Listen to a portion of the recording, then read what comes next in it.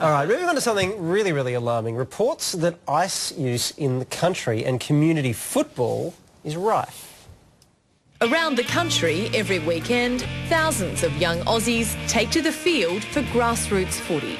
It's good for them and it's good for the community. But today, a seedy side of football's emerged. It's reported kids as young as 14 are taking ice, then hitting the oval.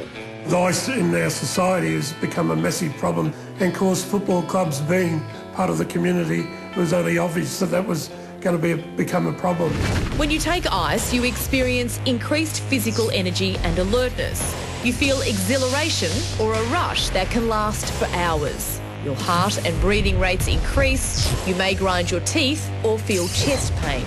You can also feel extreme agitation, aggression and paranoia. In this state, you may suffer a stroke or heart attack and die.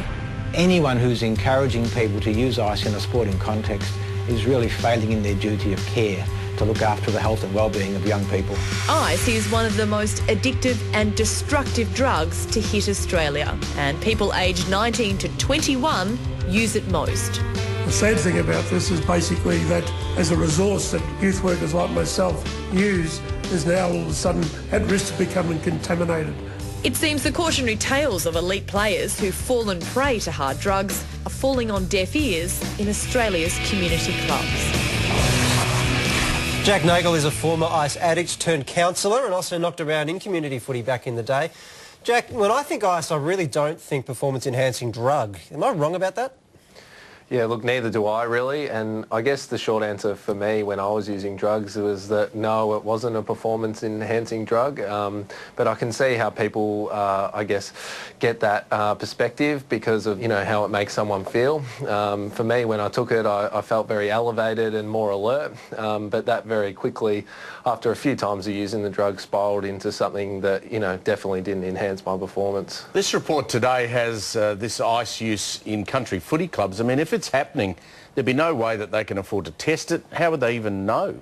Yeah, look, it's incredibly hard, and I think it really comes down to friends and family, and there's certain behaviours that come along with addiction, and that's isolation and change in attitude, change in perspective and purpose and drive and things like that, you know, and they're the main ways that people close to someone using can identify them. Jack, often when young kids go off the rails, they're encouraged to get into sport to help their self-esteem, make them feel connected to the community. So if we've got this problem, alleged problem of ice in our community country sporting associations, that would terrify parents. Yeah, look, and it's one of the massive problems we're having at the clinic at the moment is that you know, part of recovery is being involved in those sporting clubs, and a lot of people, you know, especially young males that love playing footy are finding it really hard to reintegrate back into those communities because there is the unhealthy behaviours there. When you talk about unhealthy behaviour, are you talking about a bigger cultural problem within these sporting clubs? Most definitely. So, you know, when I was around football clubs and other sporting clubs, when I was taking drugs, it wasn't as in the open as it is now.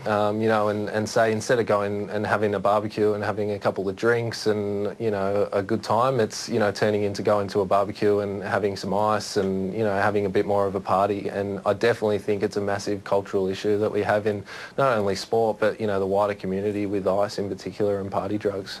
God, that's frightening. I mean, what you just said there is frightening, Jack. It's important to hear it. I'm glad that you've said it to us. Thank you very much for speaking to us. No worries. Thanks a lot.